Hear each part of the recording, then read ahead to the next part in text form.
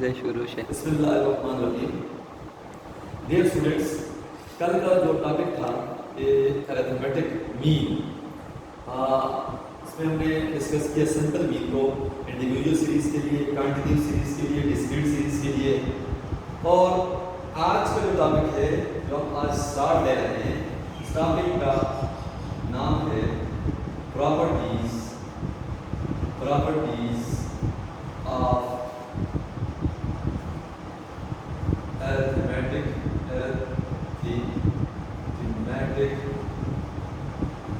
mean. Properties of arithmetic mean. Properties of arithmetic mean. Of arithmetic mean. आज का topic है हमारा properties of arithmetic mean. तो some of the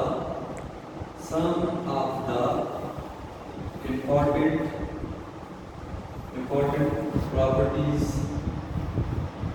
of arithmetic mean are, अब इसकी arithmetic mean की कुछ प्रॉपर्टीज हैं, तो arithmetic mean की कुछ प्रॉपर्टीज हैं। There are some of the important properties of arithmetic mean। उसके अंदर जो सबसे पहले प्रॉपर्टी है, प्रॉपर्टी नंबर फर्स्ट, वो क्या है कि जब भी आप किसी कांस्टेंट का मीन लेते हैं, यानी कि अरिथमेटिक मीन लेते हैं, किसी भी कांस्टेंट का अरिथमेटिक मीन लेते हैं, तो वो हमेशा कांस्टेंट ही आता है। The mean of a constant is a constant. किसी भी कांस्टेंट का मीन क्या होता है? कांस्टेंट होता है। Mean of a constant is a constant. For example, हमारे पास एक वेरिएबल है x, उसके अंदर वैल्यूज हैं 5, 5, 5, 5, 5। अगर हम इसका मीन फाइंड करें, यानी कि x बार या अरिथमेटिक मीन, तो क्या आएगा? 5 ही आएगा। इसका मतलब है कि the mean of a constant is a constant, यानी कि अगर यहाँ पे वेरिएबल है 3, 3, 3, मीन भी 3 आएगा। अगर हम 2, 2, 2, मीन भी 2 आएगा। इसका मतलब है कि arithmetic mean of a constant is a constant. दूसरी प्रॉपर्टी है property number second. Property number second क्या कहती है कि जब भी आप, यानी कि आपके पास जो वेरिएबल की वैल्यूज हैं, उसी वेरिएबल के मीन में से आप माइनस करें, माइनस करने के बाद उनको सम करें, तो वो हमेशा 0 के बराबर है। क्या मतलब इस बात का कि sum of deviation of observations from the arithmetic mean always 0। जब भी आप observation, sum of deviation of observation from the mean, क्या मतलब डेविएशन का? इसको अगर मैथमेटिकली हम लिखें, क्या किस तरह लिखें? मैथमेटिकली लिखें, क्या लिखेंगे कि sum of observations from the arithmetic mean always equal to 0। अब इस बात का मतलब क्या है? यहाँ पे ये जो वेरिएबल है, ये जो अरिथमेटिक मीन है, ये इसी वेरिएबल का मीन है। हमने क्या किया? इस वेरिएबल को इस अरिथमेटिक मीन से माइनस किया। इस पोर्शन को हम क्या कहते हैं? डेविएशन। क्या कहते हैं? डेविएशन कहते हैं। जब हमने इस डेविएशन का सम लिया, सिग्मा का मतलब क्या है? सम लेना। जब हमने इस डेविएशन का सम लिया, तो हमेशा क्या आएगा? 0 आएगा।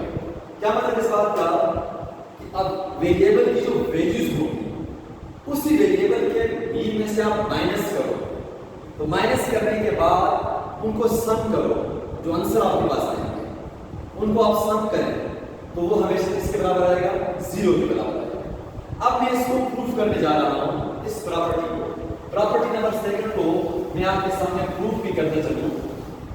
किस तरह प्रूफ करूंगा कि summation I goes to n x xi minus x bar बराबर है 0। अब यहाँ पे x बार क्या है? मीन। x क्या है? xi क्या है? वेरिएबल की वैल्यूज। अब यहाँ पे समेशन को इस ब्रैकेट पर अप्लाई करें अंदर, तो अब क्या लिखेंगे? Summation i goes to n xi minus summation i goes to n x bar. जब आपने समेशन को अप्लाई कर दिया तो हमारे पास यहाँ से ये बना। अब यहाँ पे हम क्या लिख सकते हैं कि summation i goes to n xi minus, और यहाँ पे x बार क्या है? x bar is a constant, fixed value है, तो यहाँ पे समेशन इस पे अप्लाई नहीं होगा, बल्कि समेशन यहाँ पे क्या बन जाएगा? समेशन यहाँ पे बन जाएगा आपके पास n। समेशन का मतलब क्या बन जाएगा? Summation i goes to n बराबर है n, और x बार क्या है आपके पास? x bar is constant, x bar is constant. तो यहाँ पे क्या बन जाएगा? समेशन की जगह आप क्या लिखेंगे? इस समेशन की जगह आप लिखेंगे n और x बार अपनी जगह।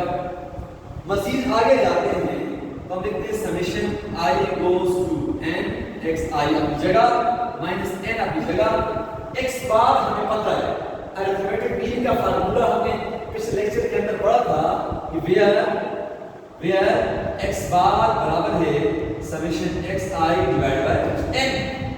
अब इसकी जगह पे इसको पुट करो, इसकी जगह पे इसकी ये फार्मूला पुट करो, और क्या लिखेंगे? Summation xi divide by n। जब आपने ये लिखा तो आपके पास क्या है? आपके पास आएगा ये n और ये n आपस में कट जाएगा। कट जाने के बाद आपके पास रह जाएगा summation i goes to n xi minus summation i goes to n xi। अब ये दोनों क्या हो जाएंगे? माइनस तो क्या बन जाएंगे? 0। क्या बन जाएगा? 0। तो प्रॉपर्टीज प्रूफ इज कंप्लीट। यानी कि sum of observation from their mean always equal to 0। Sum of observation of deviation from mean always equal to 0। अब हम इस प्रॉपर्टी को एक छोटी सी एग्जांपल के साथ भी प्रूफ करते हैं कि आया। अब यहाँ मैं एक चीज को आपके सामने वाज़ेह करके चलूं कि चाहे ग्रुप प्रोडक्ट अगर अनग्रुप डेटा हो, summation x multi x bar 0, ये जो मैंने लिखा है sum of deviation from mean always equal to 0 for ungrouped data, for ungrouped data. और अगर मैं ग्रुप को लूं तो क्या लिखूंगा? Summation f multiply by x multi x bar बराबर 0 फॉर ग्रुप डेटा। दोनों केसेस के अंदर ये 0 के बराबर होगा। ये प्रॉपर्टी मैंने आपके सामने भी प्रूफ भी की। अब एक एग्जांपल के जरिए हम इसको प्रूफ करते हैं, एक एग्जांपल के जरिए हम इसको प्रूफ करते हैं। वो एग्जांपल क्या है? हमारे पास है एक वेरिएबल है x, वो है 2 4 6 and 8। These are the 4 values in the variable. These are the 4 values in the variable. अब हमने यहाँ पे प्रूफ करना है, prove that summation x multi x bar equal to 0। अब इसकी सोल्यूशन किस तरह करेंगे? सोल्यूशन क्या होगा इसका? अब यहाँ पे वेरिएबल हमारे पास है, x बार हमारे पास नहीं है, तो हम क्या करेंगे? पहले फुर्सत में x बार को फाइंड करेंगे। x बार हमें पता है कि किसके बराबर होता है? Summation x divide by n के बराबर होता है। तो ये हो जाएगा समेशन x मतलब सारी वैल्यूज को ऐड अप करो, 2 4 6 प्लस 8 डिवाइड बाय n कितना है? 4, मतलब नंबर ऑफ वैल्यूज 1 2 3 4। अब यहाँ पे आंसर कितना आएगा? जब इसको आप जमा करेंगे, डिवाइड करेंगे, तो आपके पास आंसर बनता है आपके पास इसका आंसर बनता है b का 5। क्या बनता है? 5। यानी कि ऊपर 20 आएगा, नीचे 4। 20 डिवाइडेड बाय 4 इक्वल टू 5। अब यहाँ पे ये आपके पास अरिथमेटिक मीन आ चुका है। अब वापस हम इसकी तरफ जाएंगे। अब आपको क्या चाहिए मजीद? x माइनस x बार। तो यहाँ पे एक टेबल सा बना है, यहाँ पे लिखें आप x की वैल्यूज, यहाँ पे लिखें आप x माइनस x बार। इस टेबल को लिखें इस तरह। x क्या है आपके पास 2 4 6 8 ठीक है जी। अब x की जगह 2 मीन की जगह 5 x की जगह 2 मीन की जगह 5 4 minus 5 6 minus 5 8 minus 5 आपने x की जगह x की वैल्यूज लिखी माइनस x बार की जगह आपने मीन लिखा। तो जब आपने माइनस किया तो यहाँ पे आंसर आया -3 यहाँ पे -1 यहाँ पे 1 यहाँ पे -3 तो वापस गए। अब क्या चाहिए इसका सम चाहिए तो यहाँ पे इसको सम करें समीशन x मनफी x बार बराबर है -3 -1 -4 बल्कि यहाँ पे +3 तो यहाँ पे +1। अब -3 -1 -4 में से 1 चला गया -3 में से 3 चला गया 0। Proof is complete. Numerical value के साथ भी प्रूफ हुआ और वैसे भी मैंने इसको प्रूफ करके दिखाया कि sum of deviation of observation from their mean always equal to 0। This is the property number 2 for the arithmetic mean।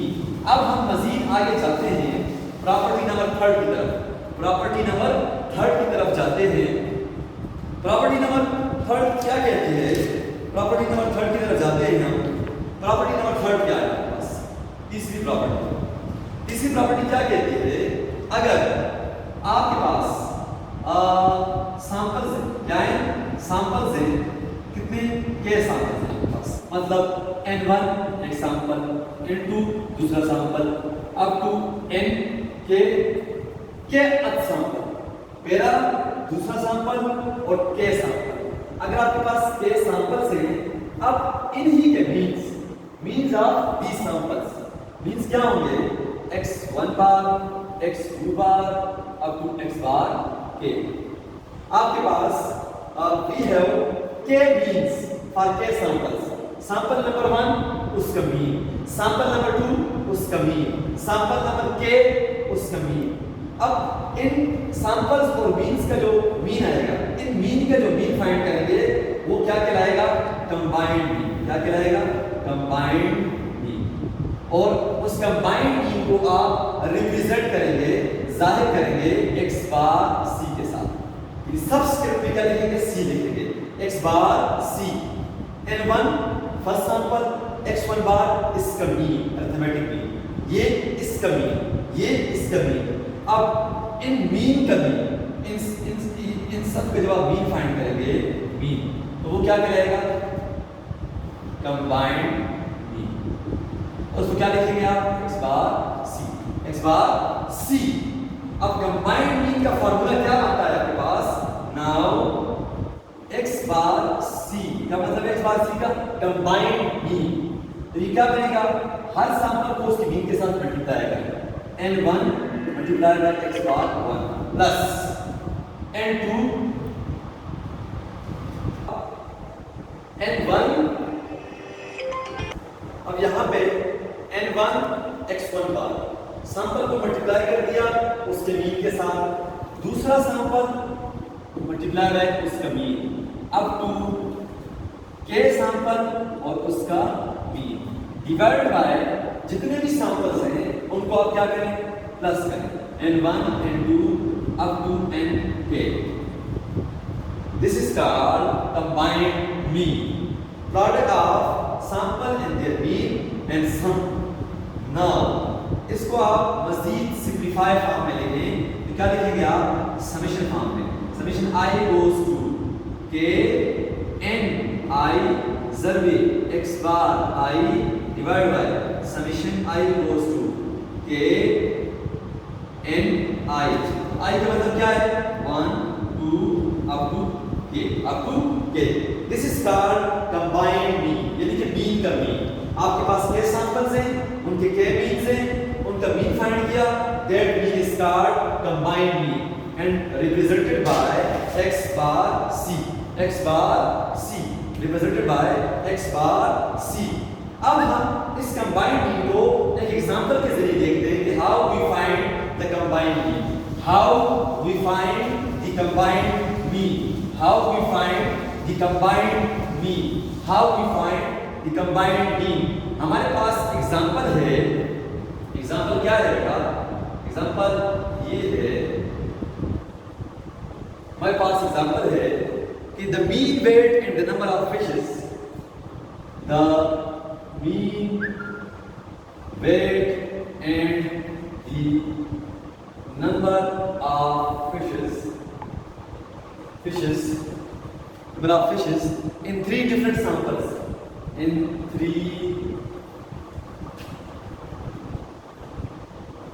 different samples are given below,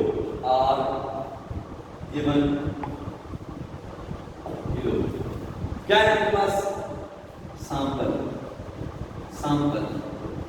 1 2 3, number of fishes,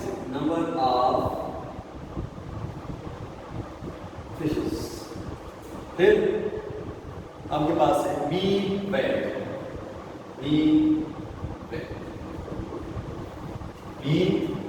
weight, number of fishes 50 60 70, 50 60 and 70, 113 120 and 150, ये आपके पास data set है ये। अच्छा, वो कहता है, आप example को समझें, the mean weight and the number of fishes, आपके पास नंबर ऑफ फिशेस हैं और फिशेस 3 सैंपल्स हैं आपके पास, sample number 1, sample number 2, sample number 1 के अंदर कितनी फिशेस हैं, उनका मीन वेट, उनका मीन, सैंपल नंबर 2 में कितनी फिशेस हैं, उनका मीन, सैंपल नंबर 3 के अंदर जितनी फिशेस हैं मछलियां, उनका मीन वेट वजन। अब पहले सैंपल के अंदर 50 फिशेस हैं, उनका मीन है 130, दूसरे में 60 है 120। तो अगर मैं इसको मैथमेटिकली लिखूं तो मैं इसको क्या लिखूंगा, n1 n2 n3, इसको क्या लिखूंगा, x1 bar x2 bar x3 bar.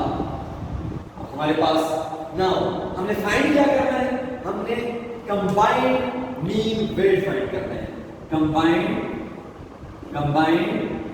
Mean weight of fishes, यानी कि x बार c, ये हमने फाइंड करना है।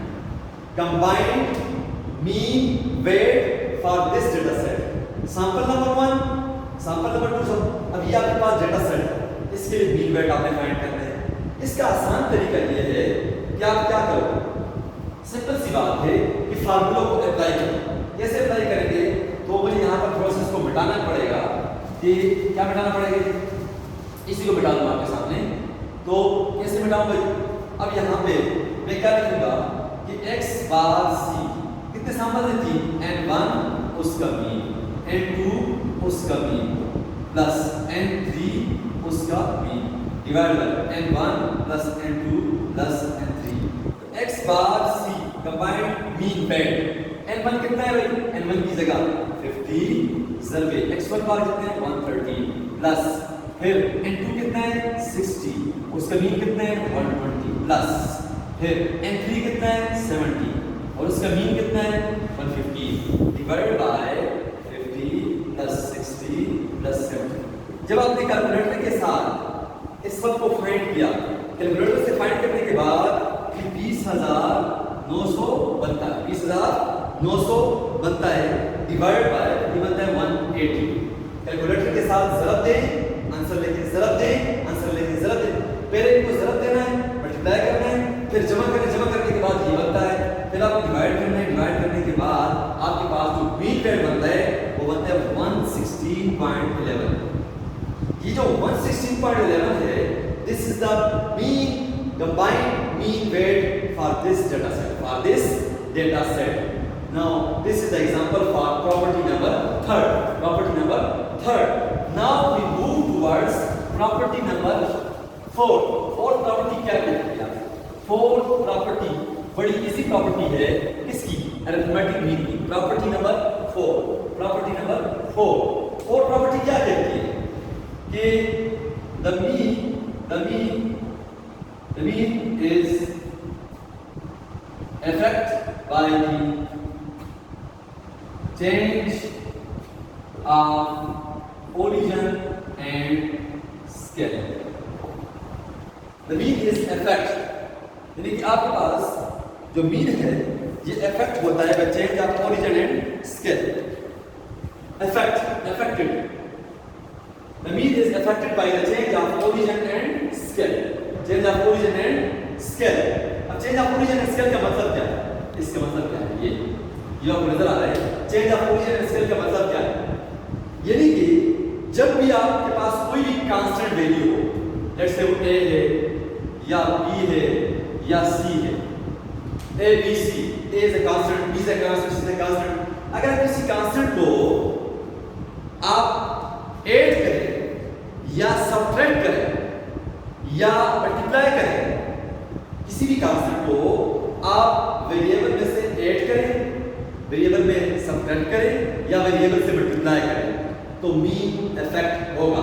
मीन इफेक्ट होगा, मल्टीप्लिकेशन से भी इफेक्ट होगा, ऐड करने से इफेक्ट होगा और सब्ट्रैक्शन से भी इफेक्ट होगा. कैसे? मैं आपको आसान तरीके बताता हूँ.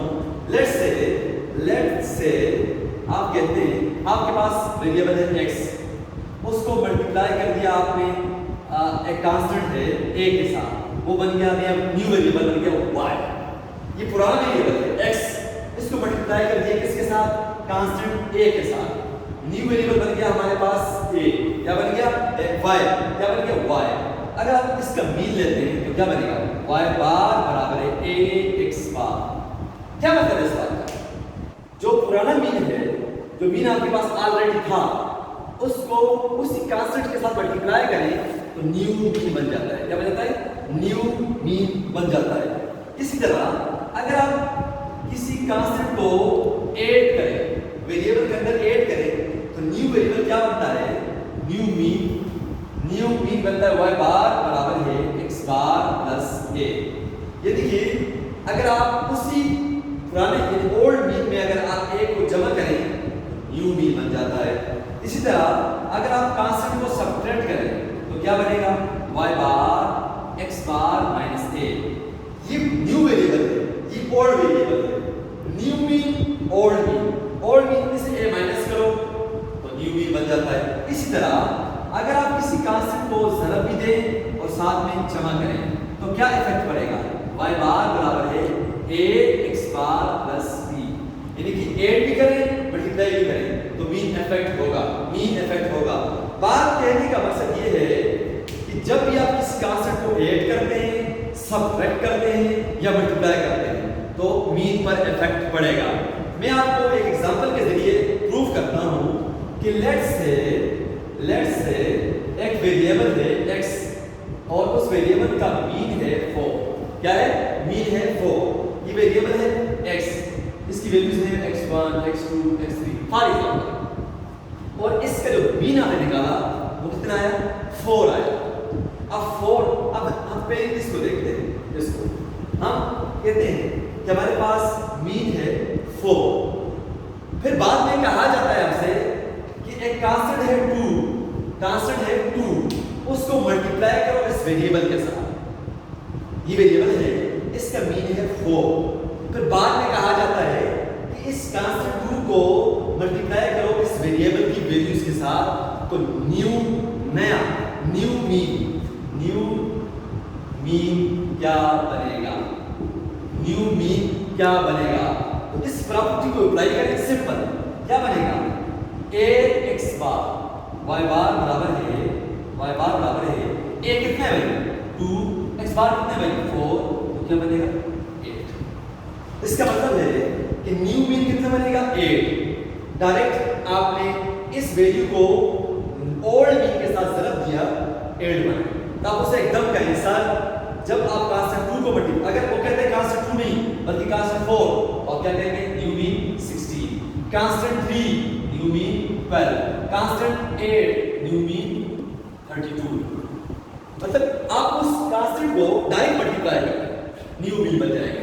इसी तरह अगर वो कहता है कि आपके पास एक वेरिएबल है x और उसका मीन है 4 और एक कांस्टेंट है 4, उसमें 8 लिया आपने, तो न्यू मीन क्या बनेगा? तो आप उसको कहेंगे y बार बराबर है x बार माइनस ए। तो x बार कितने 4 और कांस्टेंट कितने 4 8, यानी कि आप उसने कांस्टेंट को आपने 8 लिया उसको ओल्ड मीन के अंदर। अगर वो कहते नहीं भाई कांस्टेंट है 10 तो न्यू मीन क्या बनेगा, आप क्या कहेंगे 14। अगर वो कहते हैं कांस्टेंट है 8 न्यू मीन क्या बनेगा 12। अगर वो कहते हैं कांस्टेंट है 16 न्यू मीन क्या बनेगा 20। 16 प्लस 4 जो भी कांस्टेंट होगा उसको ओल्ड मीन के अंदर क्या करें 8 करें। तो आपके पास ये ऑब्जेक्टिव के अंदर इस किस्म के क्वेश्चन आते हैं। अगर आप कहते हैं सब्ट्रैक्ट क्या है, आज कहता है लेट्स से वो कहता है आपसे कि वेरिएबल है x और उसका मीन है 10 और बाद में कहता है कि a constant 4 is subtracted from the values of this variable, then what is the new mean? What is the new mean? तो आप कहेंगे y बार बराबर है x bar minus a। x बार कितना है 10 माइनस 4 तो क्या बन जाएगा 6। अगर वो कहते हैं 3 तो क्या बनेगा 7। अगर वो कहते हैं 2 तो क्या बनेगा 8। अगर वो कहते हैं 1 तो क्या बनेगा 9। यानी कि उसको माइनस करें। These are the properties of arithmetic mean कि मल्टीप्लिकेशन से असर पड़ता है, एडिशन से असर पड़ता है, किस पे arithmetic mean पे फर्क पड़ता है। अब हम मूव करते हैं इसकी तरफ। Disadvantages of arithmetic mean कि arithmetic mean के क्या नुकसानात हैं, कहाँ यूज नहीं होता, कहाँ ये कैलकुलेट नहीं हो सकता। क्या कहते हैं उसने disadvantages of arithmetic mean। जैसे कहते हैं demerits। क्या कहते हैं demerits of arithmetic mean। कौन से? पहला कि arithmetic mean के क्या नुकसानात हैं, कहाँ ये कैलकुलेट नहीं हो सकता। पहले नंबर पर अगर हमारे पास जो डेटा है वो क्या हो क्वालिटेटिव। अगर डेटा क्वालिटेटिव हो, एट्रीब्यूट्स हो उसके अंदर, न्यूमेरिकल वैल्यूज ना हो, न्यूमेरिकल वैल्यूज 1 2 3 4 इस किस्म के ना हो, बल्कि क्वालिटी के लिहाज से। जिस तरह हमारे पास सेक्स है, एजुकेशन है, आई कलर है। These are the qualitative variables। इस किस्म के वेरिएबल्स के लिए हम कैलकुलेट नहीं कर सकते।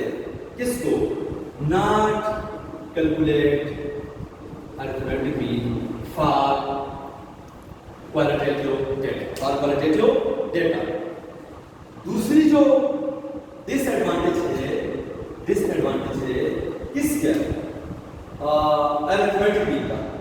जो सबसे बड़ा नुकसान है arithmetic mean का, arithmetic mean is affected by the extreme values, especially small values in the variable। अब इस दूसरा डिसएडवांटेज है, इसका क्या मतलब है कि arithmetic mean अफेक्ट होता है एक्सट्रीम वैल्यूज के साथ। एक्सट्रीम वैल्यूज का मतलब क्या है? आपके पास एक डेटा सेट है, उसके अंदर सारी वैल्यूज करीब है, लेकिन एक ऐसी वैल्यू है जो सबसे बड़ी है, उस वैल्यू से ये इफेक्ट होगा। या सारी वैल्यूज में से एक सबसे छोटी वैल्यू है, उससे भी अरिथमेटिक मीन स्पेशली इफेक्ट होगा। Arithmetic mean affected by extreme values. कैसे? एक्सट्रीम वैल्यूज का मतलब क्या है? देखिए 2 मैं लिखता हूँ 100 110 120 121 128 और आखिर लिख देता हूँ 2। अब यहाँ पे देखिए ये वैल्यू आपके पास एक्सट्रीम वैल्यू है, इस वैल्यू की वजह से आपका अरिथमेटिक मीन इफेक्ट होगा। या आप देखते हैं 2 4 8 9 10 11 16 तो आखिर लिख देते हैं 100। अब यहाँ पे देखिए ये जो 100 है दिस इज का एक्सट्रीम वैल्यू और इसकी वजह से अरिथमेटिक मीन इफेक्ट होगा। तो इसका मतलब है arithmetic mean is affected by extreme values. ये दूसरा डिसएडवांटेज है किसका? अरिथमेटिक मीन का। जो तीसरा डिसएडवांटेज है अरिथमेटिक मीन का वो ये है कि हाईली स्क्यूड डिस्ट्रीब्यूशन। आपके पास तीन किस्म के डिस्ट्रीब्यूशन होते हैं। आपके पास जो मैं शेप के जरिए आपको बताता हूँ, ये आपके पास मतलब एसिमेट्रिकल डिस्ट्रीब्यूशन, ये आपके पास राइट स्क्यूड है, ये आपके पास लेफ्ट स्क्यूड है। अगर हाईली स्क्यूड, अब यहाँ पे ये सिमेट्रिकल नहीं है, ये सिमेट्रिकल नहीं है, ये सिमेट्रिकल है। अगर सिमेट्रिकल है तो ठीक है भैया, सिमेट्रिक यूज होगा। आगे आपके पास, अगर आपके पास हाईली स्क्यूड डिस्ट्रीब्यूशन है, जैसे कि ये है या आप यू लिख सकते हैं, या आपके पास ये आपके पास हाईली स्क्यूड डिस्ट्रीब्यूशन है, तो इस किस्म के डिस्ट्रीब्यूशन के लिए आप अरिथमेटिक मीन को यूज नहीं कर सकते, कैलकुलेट नहीं कर सकते, कैलकुलेट नहीं कर सकते। जो फोर्थ छोटा जो डिसएडवांटेज है किसका, छोटा जो डिसएडवांटेज है किसका, अरिथमेटिक मीन का, वो ये है अगर आपके पास डेटा इनकम्प्लीट हो, क्या हो, इनकम्प्लीट हो, इनकम्प्लीट डेटा के लिए आप अरिथमेटिक मीन को कैलकुलेट नहीं कर सकते।